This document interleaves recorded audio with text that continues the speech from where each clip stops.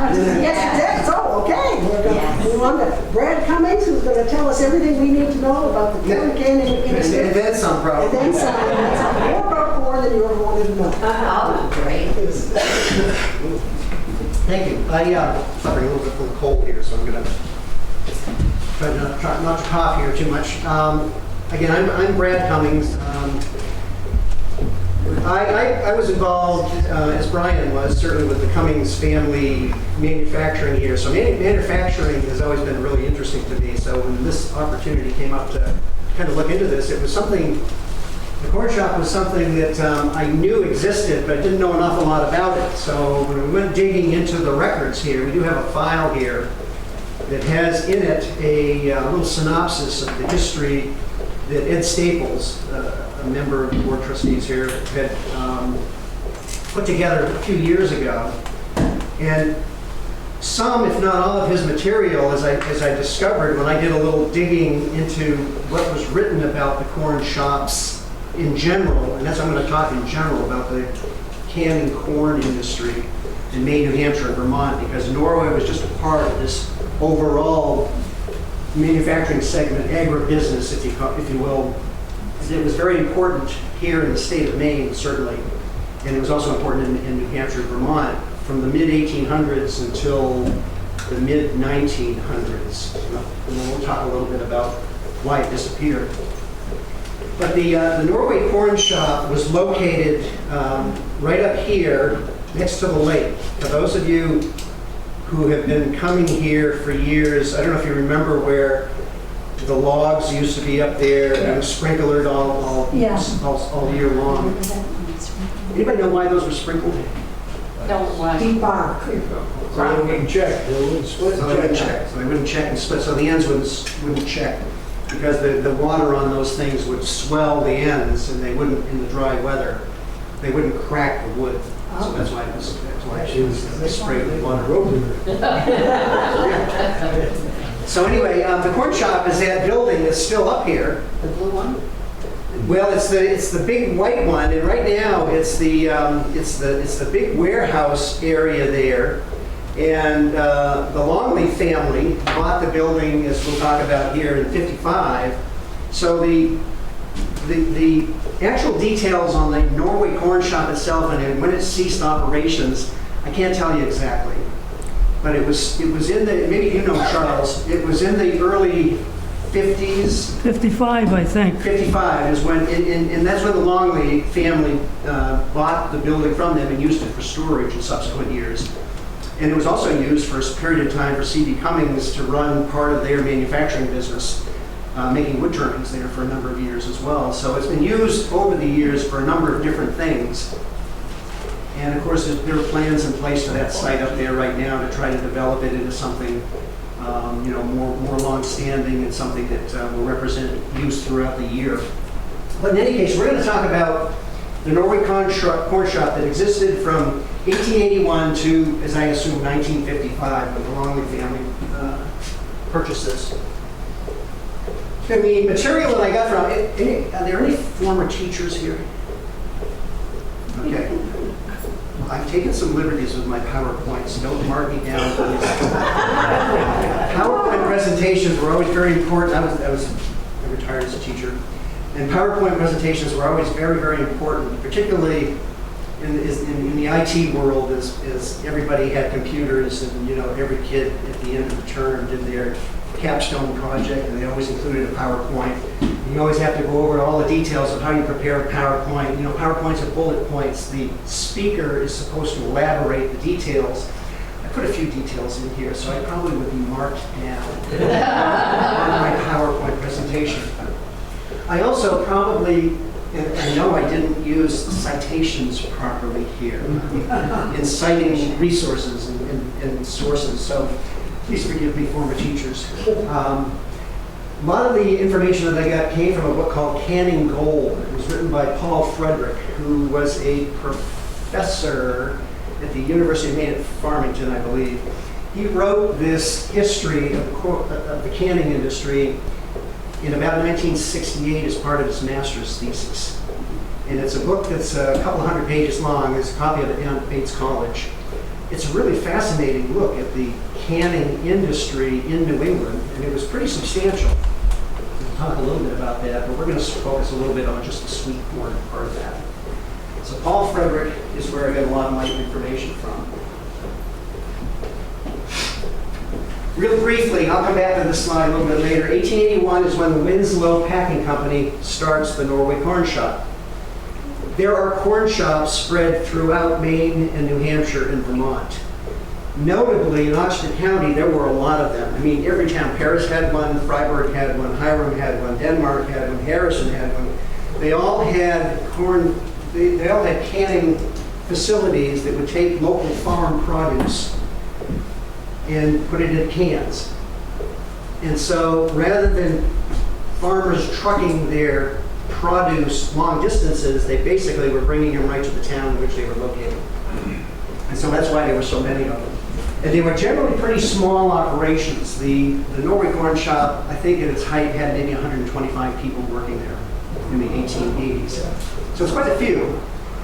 But as we'll talk about, labor becomes an issue. It's one of the reasons why corn shops close, is because this very intense 4 to 6 week time period during which the canning season occurred, which was generally from late August into September, it became very difficult to find enough labor in that intense period of time where you needed 125 people and you need them now. And so there's a quotation I'll share with you here. It talks about the kinds of people that would work in these places. The Winslow Packing Company was a very large, well-established packing company at the time. They go bankrupt because they are expanding. The canning industry starts in the 1830s, 1840s, and the Winslow Packing Company is one of the biggest ones. But because they expand too quickly, they end up going bankrupt. And there's a period of time here where I couldn't determine who owned the Norway Corn Shop. But in 1898, there was evidence in an advertiser article from 1883 that indicates that the HF Webb Company in Portland buys the Norway Corn Shop, and I don't know who they buy it from. It's Winslow Packing, or if Winslow lost it and there were some interim owners, I just don't know. And then they closed for a period of time in 1926. And in 1929, the Portland Packing Company, which was a colossus in the packing business, they buy the Norway Corn Shop, and they own a number. I don't know how many different places they own, but the owner, James P. Baxter, is who Baxter Boulevard in Portland is named for. He's a big deal in the state of Maine. And his son, Percival Baxter, becomes governor in 1921. So the Baxter family was huge, hugely influential in Portland. And as it turns out, James P. Baxter was a very well-noted historian. I think he was president of the New England Historical Society. He was a very, very interesting guy, kind of like a Renaissance guy. He did a lot of different kinds of things, not the least of which was become very successful in running a packing company. Excuse me, but that afforded him the opportunity to probably pursue some of his passions, and history was one of them. Excuse me. And so then there's a big gap here, and I don't know what the ownership is after Portland Packing Company owns them. But Portland Packing Company is very big for many, many years. And eventually the business closes, and in 1955, Ellen Longley and Son purchases the site and uses it in subsequent years for storage. And they were storing things for the shoe companies that existed here in town. In the 1990s, C.D. Cummings had some of the turning equipment out there, making things like Tinker Toys in that factory for probably, I don't know, 5 or 6 years or so. And so it's been used for a number of different things. And right now, the landscaping business out there is using the site up there. And there are plans to try to develop the site. It's a beautiful location right here on the water. All right, so here we go. Here's your bar trivia knowledge. Everybody needs some bar trivia knowledge. Corn likely originated in Asia. Now, everybody, we learn about it at school that it's a New World crop. But realistically, there's evidence in archaeological digs that there was corn in Asia, and more than likely, it came across the Siberian land bridge when Native Americans finally came across that and occupied North and South America. 6 different types of corn. Sweet corn is one of 6. Sweet corn is unique because it has a retarded sugar to starch conversion rate. Now, what is that? Does everybody remember your biology class? You know, a seed is surrounded by all this fleshy material, and it's full of all sorts of goodies that allows the seed to have enough food to then grow into a plant. And so there's this conversion that takes place in the corn seed where sugar is converted to starch as it goes from a seed to a plant. And as it turns out, sweet corn has a retarded sugar to starch conversion rate, so the sugar content stays there, which is why it's so sweet. This is why we all like to eat corn on the cob, sweet corn when it comes out of the August, because it's really sweet. So it's unique in that regard. And there are some archaeologists in the crowd, former archaeologists. Absence of large-scale pre-Columbian. This is before Columbus, 1492. Columbus sails the ocean. There aren't a lot of finds, archaeological finds, for corn pre-Columbus. So it's figured that sweet corn was relatively recent in origin. Relatively recent, meaning the last 600 years or something. Okay? There you go, more trivia. A little bit about the canned goods industry. You have to look globally to see how did the global picture affect the presence of the Norway corn shop. And so, as we probably all remember from our history classes, the Napoleonic Wars, where Napoleon was ravaging Europe, marching armies across vast distances, and one of the defensive ways you slowed an advancing army down is you burned everything in sight, so there's no food. And so what people do in the Napoleonic War period is they figure out how to preserve food in cans. I can't imagine the amount of lead they probably ingested doing that, and the early hits and mental problems they probably had, but nevertheless they conquered all of Europe. Napoleon's armies conquered Europe largely as a result of tactics, but also as a function of having food they could carry with them and not be subject to all these wasted farmlands that would be burned ahead of them. In New England and in Maine, around 1815, salmon and lobster were some of the first canned foodstuffs. That makes sense that they're available.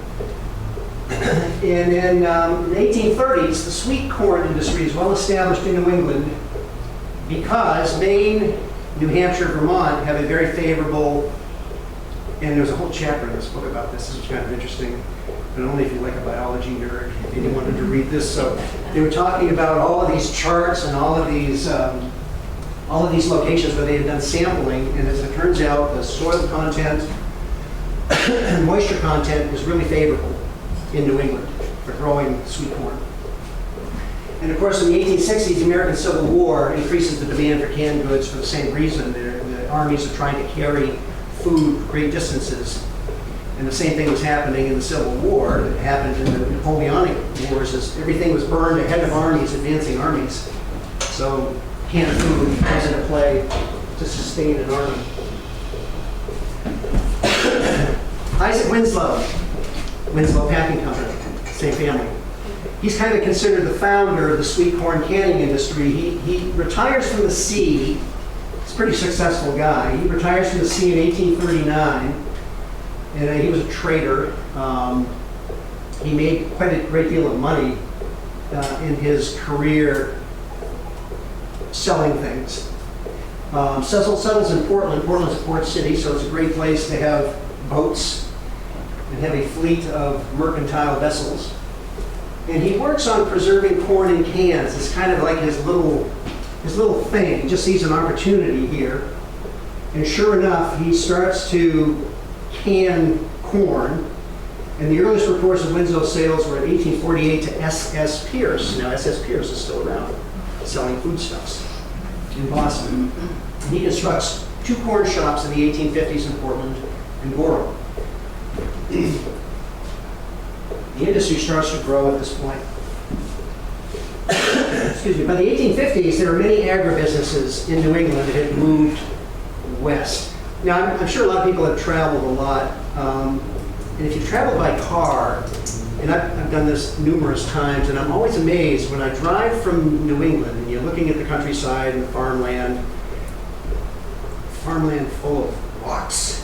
And you drive south and you get down into New York and Pennsylvania, and I remember the first time I saw this, your jaw goes slack and you go, oh my God, no wonder these farms are so productive down here. There are no rocks. Well, you get south of where the glaciers came and you have this beautiful soil. And back in the 1850s, everybody was moving west, so there was lots of cheap land. Lots of cheap land, lots of productive land, so lots of agribusiness moves west in the 1850s. But there were some businesses that stayed here in New England. Dairy, cows, eggs, which eventually do move because they move closer to the grain sources in the Midwest, which is why a lot of the chicken farms closed in the 20s and 30s.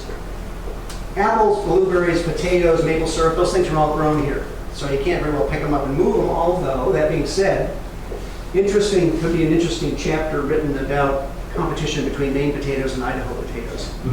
That's an interesting history, by the way, where Idaho starts to come before selling potatoes nationally, and it's a big deal in Washington between the Maine potato farmers and the Idaho potato farmers, and who's going to have clout and changing laws and whatnot to make Idaho potatoes more attractive.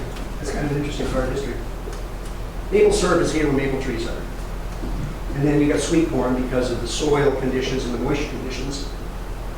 Now, at the height of the sweet corn industry, there were about 130 corn shops throughout Maine, New Hampshire, and Vermont. A lot of them were located here in Oxford County. I mean, every single town seemed like had a corn shop here at one point or another. They spread into New Hampshire, and there were a few over in Vermont, but by far, most of them are in southwestern Maine and southern New Hampshire. The industry peak was somewhere between 1900 and 1930. Again, this information came from this Canning Gold book by Paul Frederick. There were about 6,000 to 7,000 workers in 100 plus corn shops. And when you figure that Norway had 125, and all these little towns had 100 to 200 people, it's quite a significant bump to the economy in a lot of these local towns. Notably because farmers have a place to sell their produce. And by 1929, Oxford County had one third of farmers growing sweet corn. 1/3 of farmers were growing sweet corn. They were growing other stuff too, but they were growing sweet corn.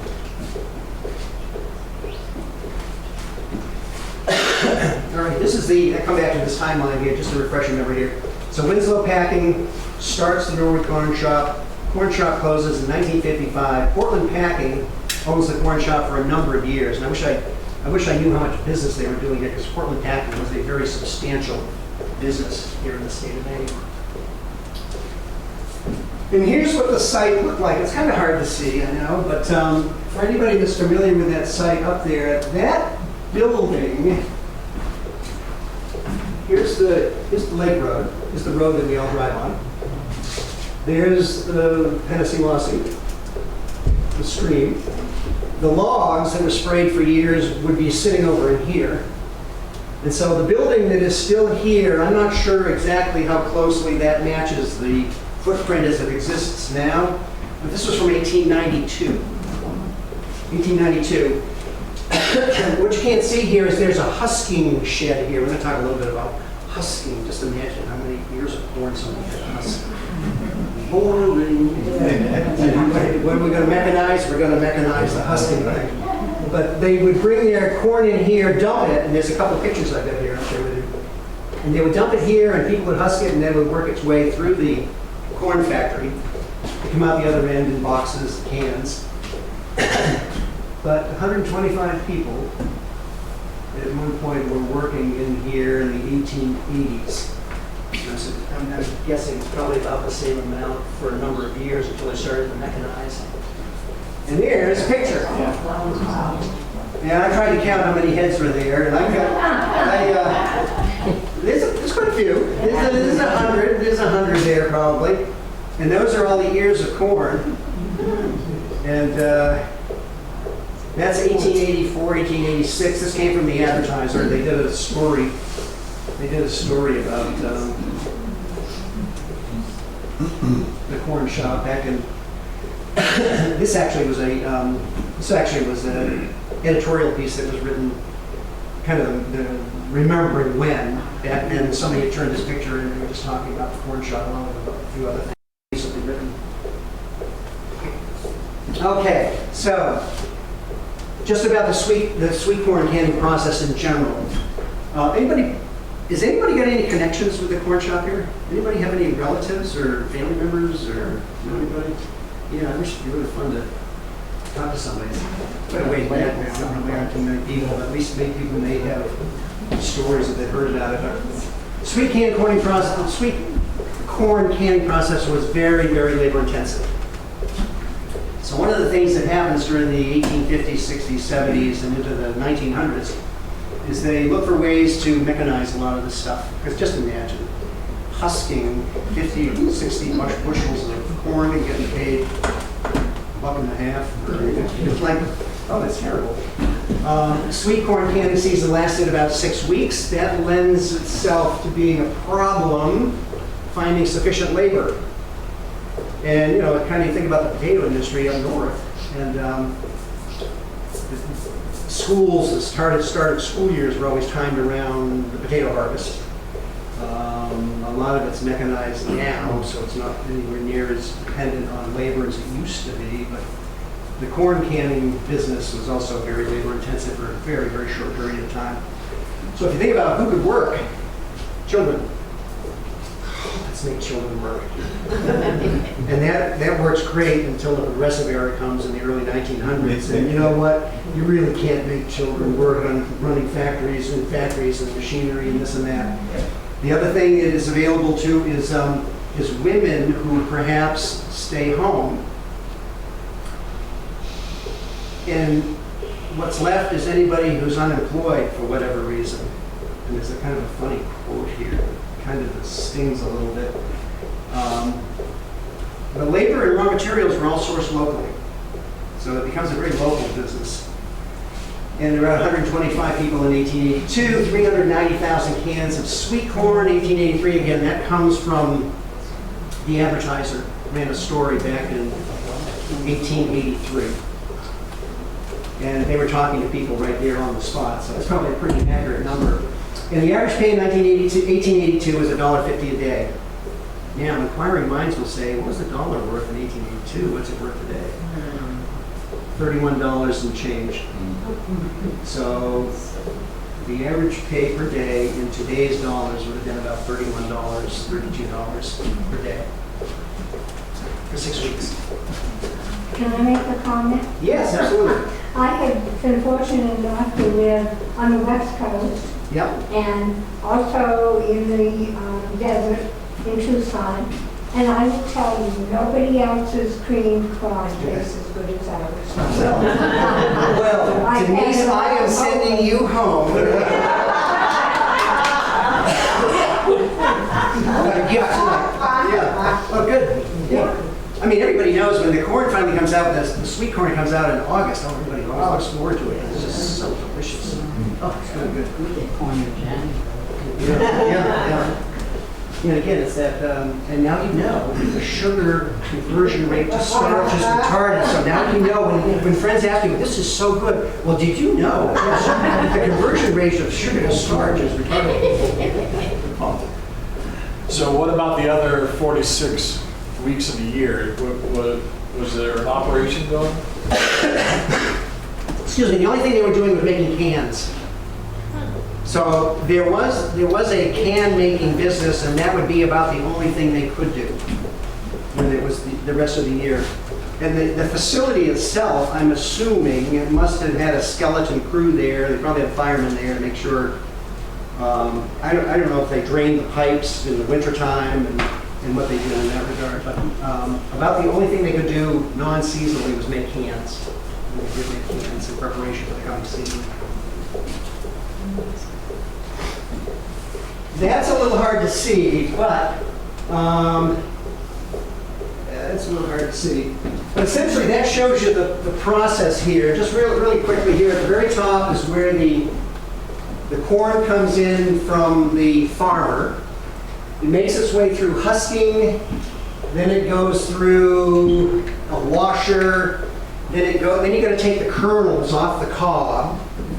And that initially was done mechanically, but a lot of labor involved with that. And I've got a film I'm going to show you at the end to show you how it's done today. And it's, oh my God. They do truckloads of stuff in an hour.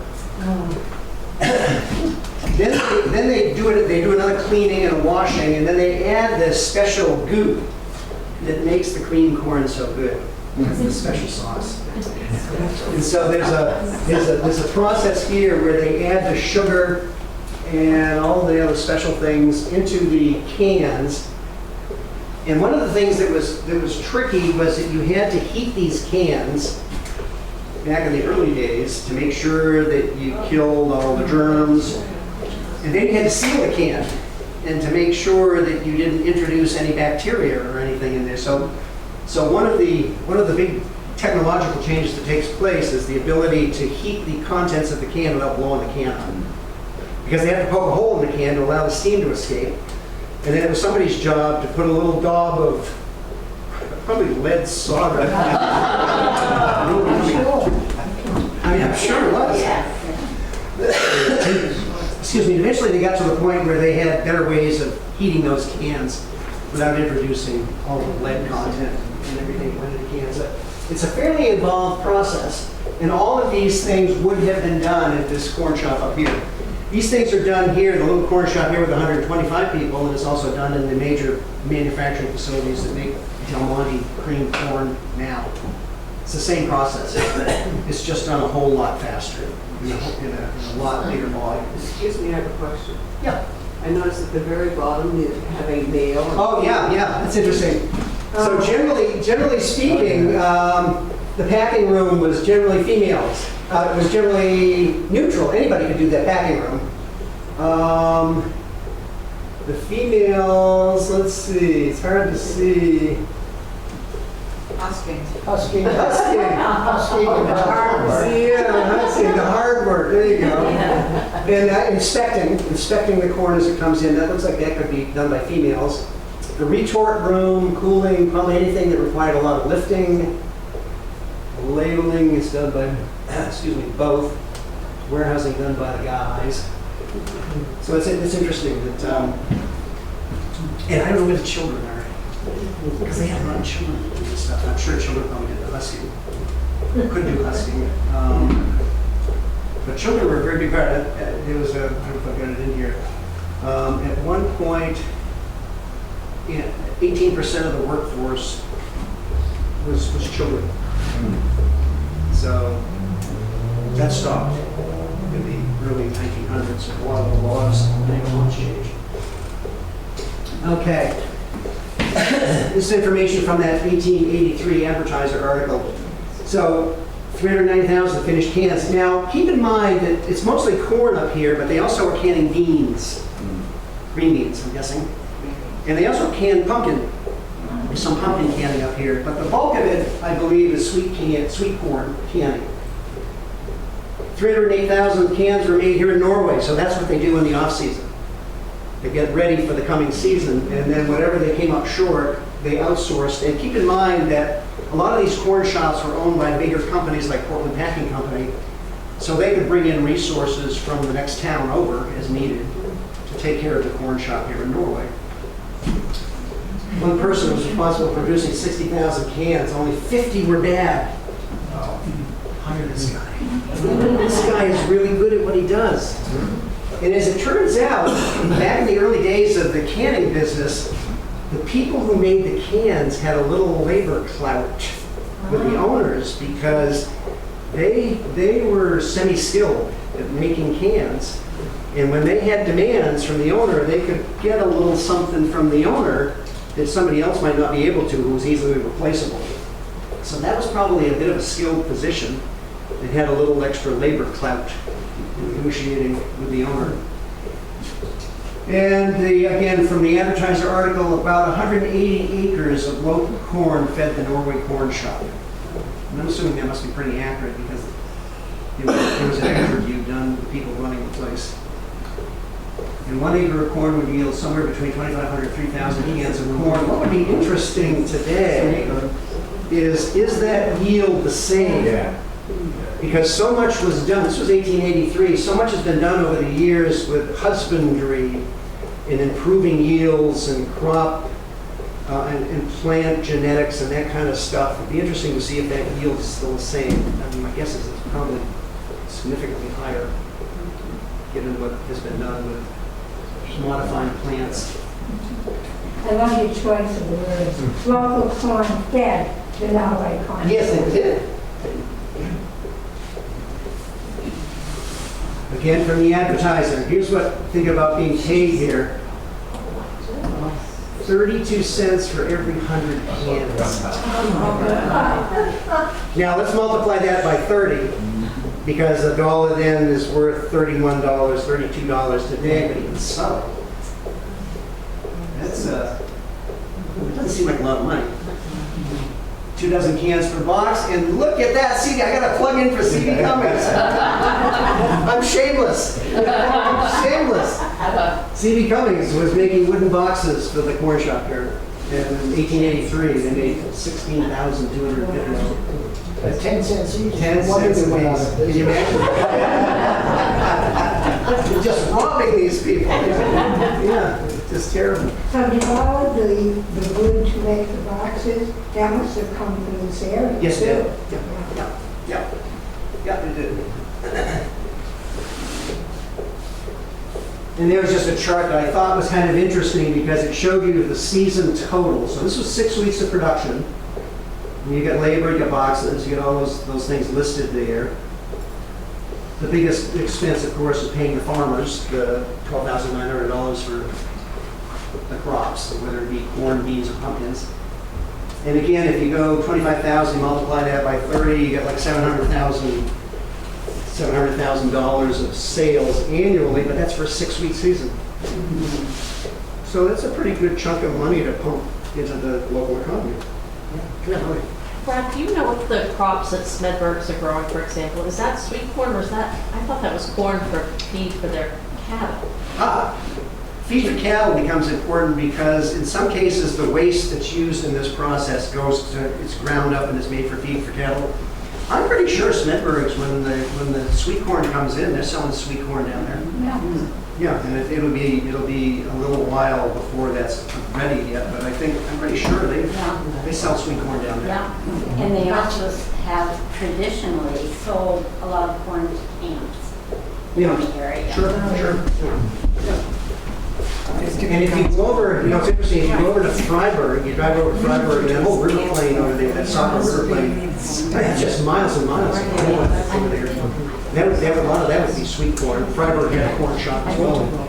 Yeah, what they call quarter corn is much more starchy than the sweet corn.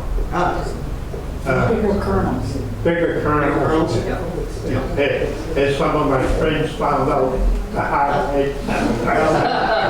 Kind of tasting. Yeah, I can imagine. Put sweet corn on your display bin and you're selling cattle corn. You find that out pretty quickly, I'm sure. Again, here's some more of the production details here. 40 to 50 bushels a day. That's a lot of corn. I mean, I read, you have the 4th of July picnic and you cuss 2 dozen ears of corn and you go, oh my God, this takes forever. It's like 40 to 50 bushels. Yeah. And that's what they got paid. They got paid 5 cents a bushel. Wow. And this is the quote that I go, this one hurts, ouch. From this candy gold, husking gives employment to inferior people in timber who otherwise could not be profitably employed. Ouch. That's about as politically incorrect. But it does kind of underscore the issues in a 6-week period where you got to have 125 people, you need them right now. Where are you going to get them? As long as you could employ children who made up as much as 18 to 20% of the workforce to do menial things, and then that disappears, you've got homemakers, if the husband is off working, maybe the wife is available to work during the day, and the men who aren't working, if they're farmers, they can't oftentimes take 6 weeks off from their farms and come to work. So labor becomes a big issue. It becomes a pretty big issue, which is why so much effort was put toward mechanizing a lot of this. And then by 1884, these cutting machines, these are the ones that are cutting the kernels off the cobs, they can produce 70 to 100 ears in a minute. Wow. And I've got a film here with the machine that you'll see how fast these things are going. And so mechanization really becomes a big deal. Of course, this is during the Industrial Revolution too, so all sorts of machines are being developed to do all sorts of cool stuff. So canning innovations. It was very labor intensive to start, so making cans, that was labor intensive and required somebody who knew what they were doing, so they started making machines that could stamp these things out. 1879, they have some improvements to the heating process. And that you got to heat it to kill the bacteria and to make sure that when it goes out, they're hermetically sealed. And you got to do it without using lead and all the other little things that they know they were using in those joints. And then further improvements in cans, heating, removing kernels from cobs. And it's just, everything is working toward reducing the labor component.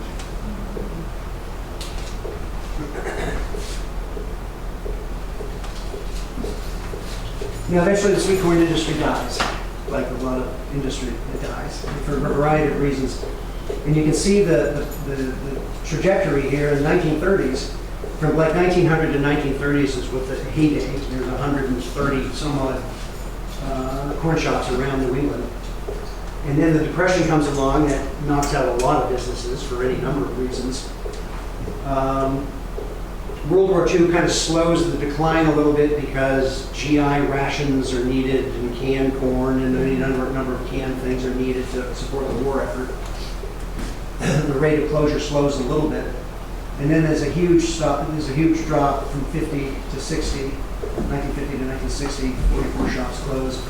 And so by the mid-1950s, the industry's moved away. And what's happened is we're still buying cream corn, but we're buying cream corn from these tremendously big factories. And anybody also been through Kansas? Oh my God, I've never seen so much corn in my life. I can't imagine we eat that much corn. You drive for miles and miles, and you fly over those places. It's miles and miles of corn in beautiful soil, and they put the factories out there to can all this stuff. So it just, everything closes here because everything is on such small scale. And they go to industrial scale, industrial size out there. Small operations, you know, that they're just not as efficient, not as cost effective. Fire. Everybody has a fire at some point or other. That took its toll, and sometimes it wasn't cost effective to rebuild. There was a fire here at the Norway-Paris shop in, I think it was 1962. What was left, the business was closed at that point, but the building burned.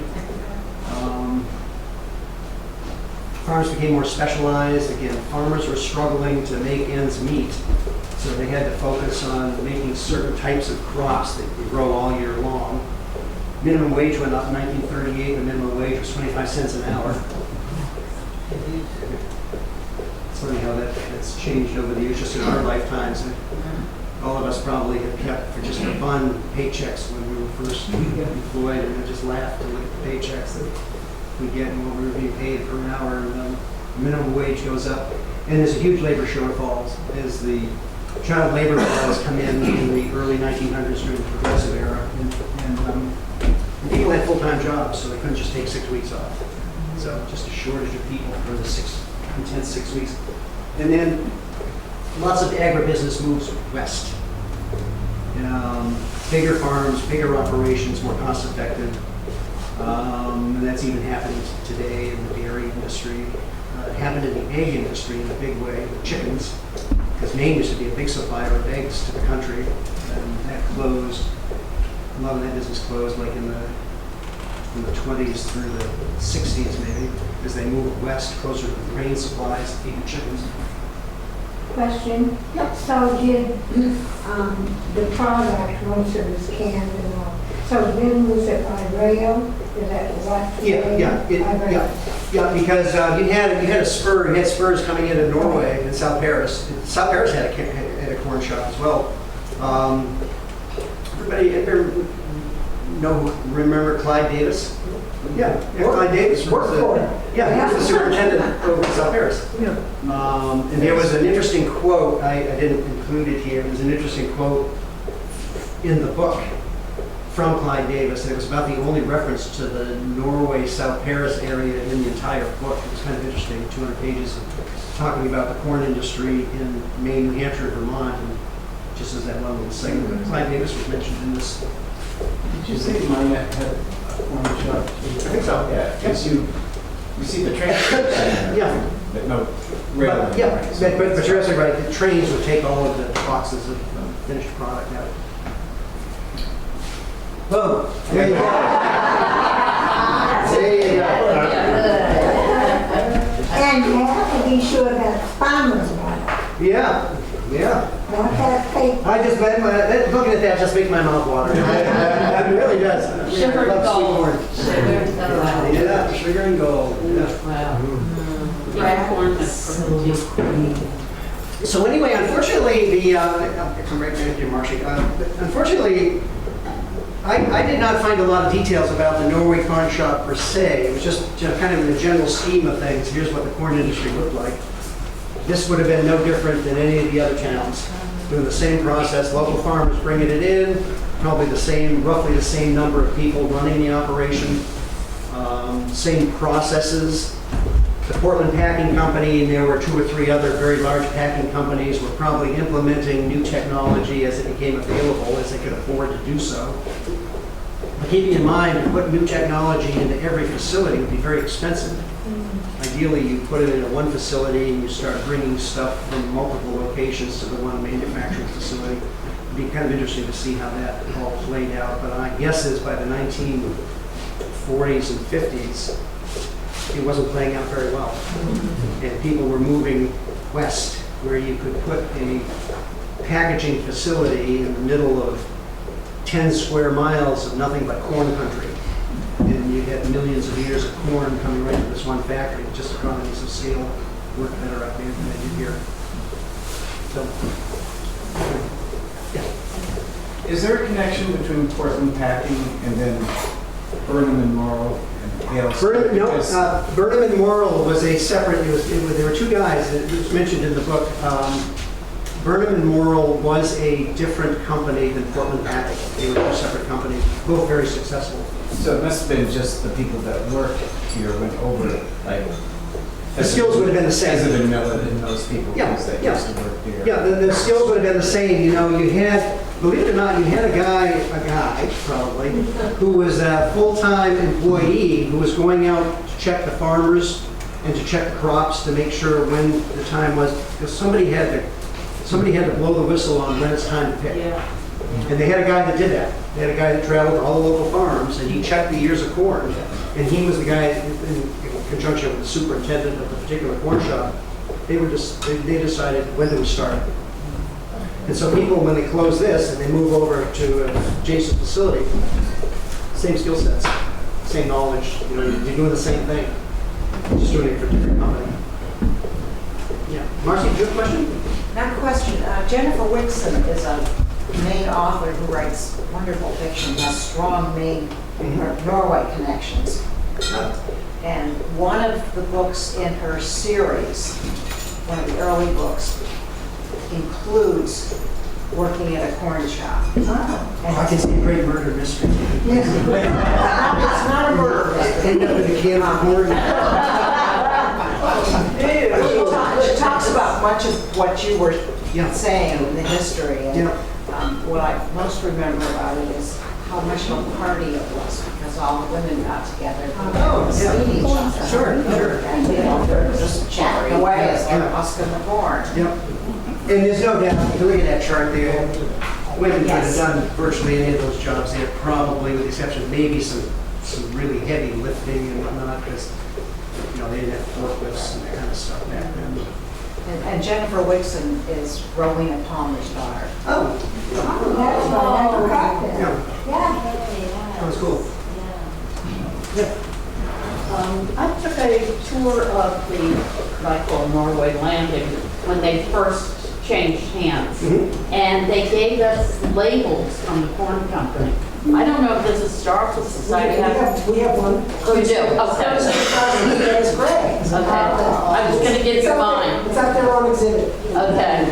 That's cool, yeah. Nice. Did they talk at all about did they, were they familiar with the history at all? No. Yeah, it's just, there's a, it'd be nice to fill in some of the gaps. From the time period from the late 1800s through the 1900s, when things were really flourishing. I mean, that's when the corn industry was, the canning business was going really gangbusters until the 1930s. So it'd be interesting to kind of, what was their production?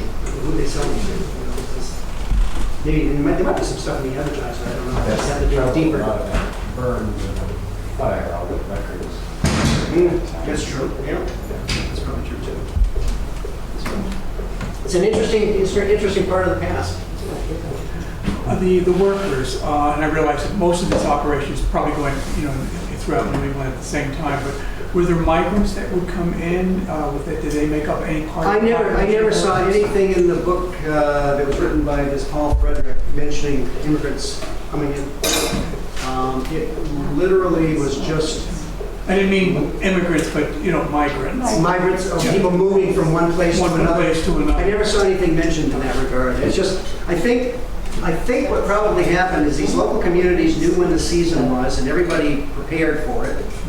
And it was an opportunity for people, women, to make some extra money for the family for the 6 weeks that they did it. And kids would be put to work probably before the school year started. So probably they were able to fill a lot of that with local people. I would think there's an incentive to, And the problem, if you talk about migrant people too, everybody was kind of having their corn crop come to harvest at the same time. Yeah. So it's not like you could work here this month and you could go there next month. Everybody's sweet corn is coming to picking at the end of August. Yeah. I know in Fort Fairfield, the kids would be, they would be let go of school. Yep. To harvest. Yep. Potato industry was huge in that regard. I mean, the school schedules aligned with So the start school, and they would just say. take time off for school. Right. Yep. So, You mentioned the South Paris corn shop. Where was that located? good question. Which buildings was that South Paris? It must have been right over, was it right over there on the river? CN Brown. We need Ben Cohen to answer that one. Yeah. We're seeing Browns. So that become A.L. Stewart? Yes. And when did A.L. Stewart start? I mean, they had a huge, they canned a lot of things. They did, yeah. They were a mini agribusiness. Yeah, they were doing it well beyond the 1950s when all those other people were stopping. That's in the next presentation. It's an opportunity to kind of look and see, the Burnham and Morrill certainly is still a name that you see, and S.S. Peters is a name you still see.